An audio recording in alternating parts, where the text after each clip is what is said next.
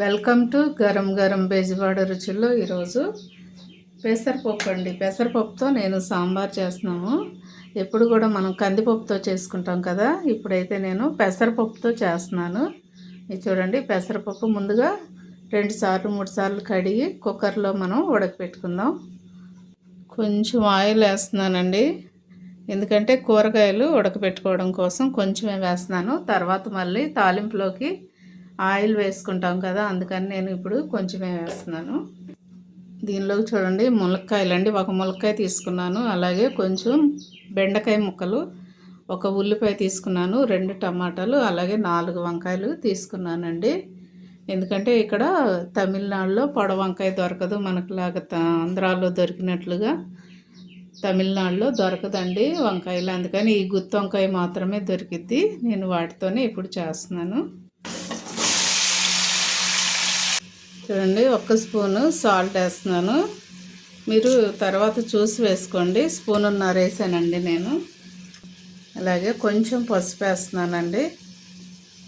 అలాగే కొంచెం కూడా కారం కూడా వేసేసుకోండి ఇప్పుడే.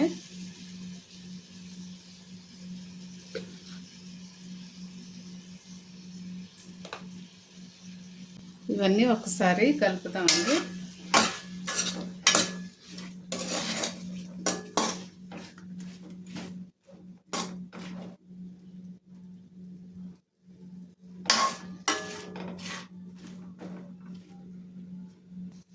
ఇది కొంచెం బాగా కారం అంతా కూడా ఈ ముక్కలకి పట్టేటట్టుగా కలిపేసుకోండి.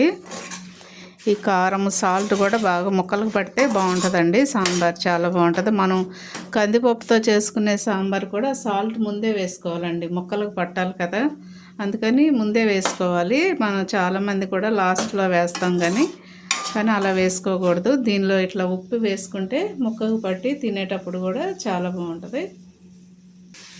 ఇప్పుడు కొంచెం వాటర్ వేసేసుకోండి. ఈ ముక్కలు ఉడికేటందుకు సరిపడ్డ వాటర్ వేసుకోండి.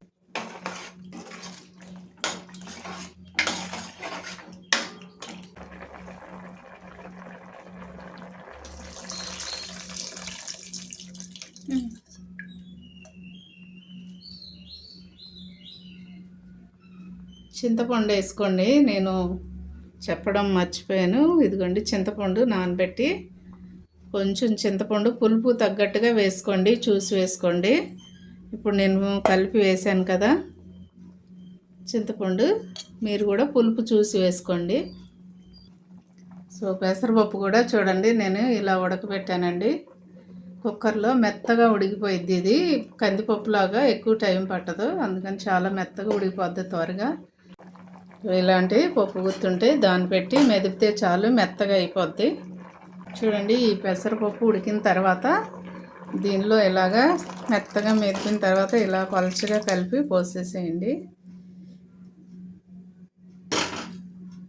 మనం సాంబార్ ఎలా చేస్తామో అలాగే చేయండి, సేమ్. చూడండి, కొంచెం కొబ్బరి వేస్తున్నాను, వెల్లుల్లిపాయలు, కొంచెం జీలకర్ర వేస్తున్నానండి, కొంచెం కరివేపాకు వేసుకోండి మీరు. ఇది చూడండి, మిక్సీ పెట్టాను, ఇదంతా కూడా దీనిలో వేసేసుకున్నాం. ఒకసారి కలిపేసుకున్నామండి. కలిపి జస్ట్ 2 నిమిషాల నుంచి తాలింపు చేసేసుకున్నాం.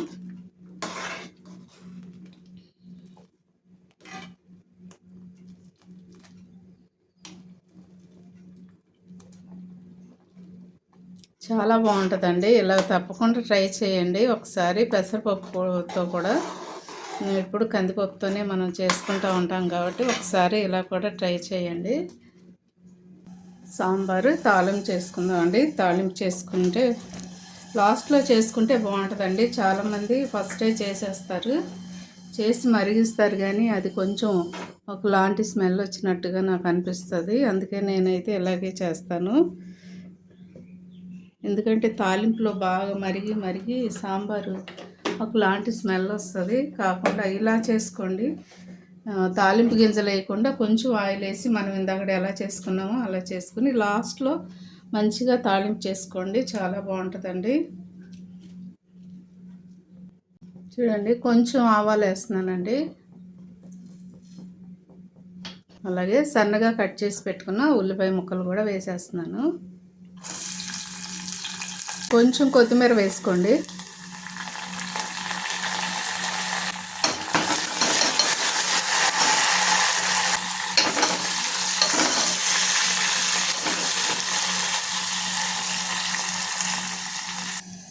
చూడండి చక్కగా వేగినటువంటి తాలింపు దీనిలో వేసేసేయండి. చూడండి ఈ తాలింపు అంతా కూడా ఈ సాంబార్లో, పెసరపప్పు సాంబార్లో కలిసిపోయేటట్టుగా చక్కగా కలిపేసుకోండి. చూడండి పెసరపప్పు సాంబారు రెడీ అయిపోయిందండి. తప్పకుండా ట్రై చేయండి. అలాగే మా ఛానల్ని మర్చిపోవద్దండి. గరం గరం బెజవాడ రుచులు. సబ్స్క్రైబ్ చేయని వారు ఉంటే సబ్స్క్రైబ్ చేయండి. దయచేసి షేర్ చేయండి, లైక్ చేయండి. Thank you.